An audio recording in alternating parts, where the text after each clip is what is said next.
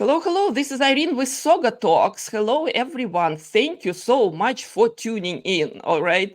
If you're not following SaugaTalks yet, you have the chance doing right now, right here. We are on LinkedIn, on YouTube, on X.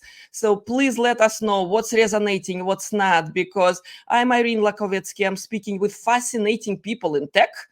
And fascinating people in tech are very generous with their time, with their expertise, with their knowledge. And that's what we're here for in this SaugaTalks community, to enlighten, to excite, and to educate to some degree. So today is my day because Patrick Bangert is with me. Patrick, how are you? Hi, Irene. Pleasure to be here. I'm doing well. How are you? I'm so happy that we found this time and that we're going to talk about perils, challenges, and successes of GenAI in marketplace right now.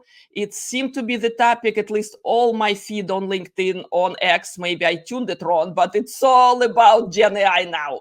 Okay. It I is. know that hype will be over. So this way, it's either becoming mainstream and we're going to be just acknowledging it like many other trends, or we're going to continue in shock and awe of what it's doing to us, to the marketplace, to companies, and the consumers alike.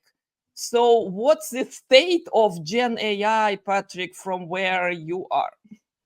Yeah, you mentioned the word already. There's a lot of hype, and that's exactly what it is. So a lot of what we're hearing all over the channels is in fact hype, right? So the question is, how much of it is genuine? I would say about 10% of it is for real. Much of it is being overhyped on promises that may or may not come true at some point in the future. I think all of you in the audience know that the generative AI packages are trained on existing data. Specifically, the textual generative AI is trained on the internet. Now, a lot of what you find on the internet may not be factually accurate, maybe intentionally false, maybe just the opinions of people, but not, ground truth reality. That's what it's trained on, and so the output reflects that. Additionally, if you want to increase the accuracy of any AI method, whether generative or not, the usual recipe is go get more data. But if you've already trained your AI on the entire internet, it's kind of hard to get more data. You're done. Um, so it's difficult to see where the current problems that we're all observing, hallucinations, non-real outputs can really be corrected. More data is not available. Um, More accuracy requirements would necessitate different architectures, different methods of doing it, or maybe adding extra layers. And that's what's happening now, by the way, Irene. If we want to, for example, remove discriminatory speech or words that we in society don't use in like insults and such, how to remove them from Gen AI includes them, so you have to add extra layers, extra filters, in other words, extra software utilities that remove that sort of thing, right? So pipelines are getting more complicated. All the while, I think those of us in business are thinking, where's the use?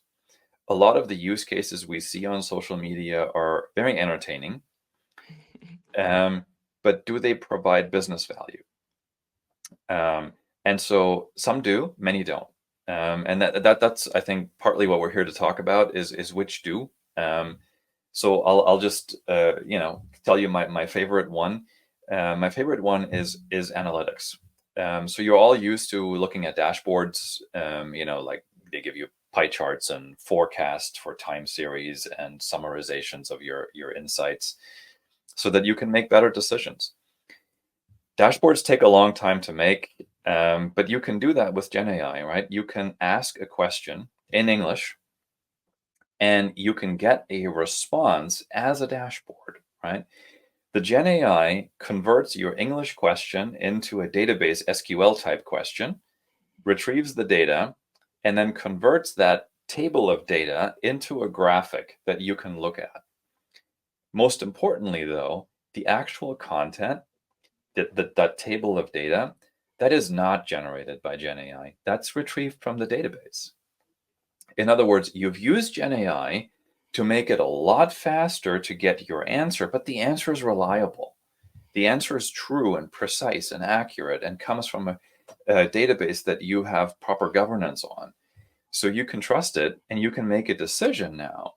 And I've seen this happen myself, by the way, Irene, where I've been in a board meeting, board members had a question, and that question previously would have needed some analyst to go away for a few days and come back with a handful of charts. Now, those charts appear instantaneously, correctly, and we can move on in the conversation. We can take a decision and be done. So that's my favorite use case of GenAI that is real and that offers genuine value.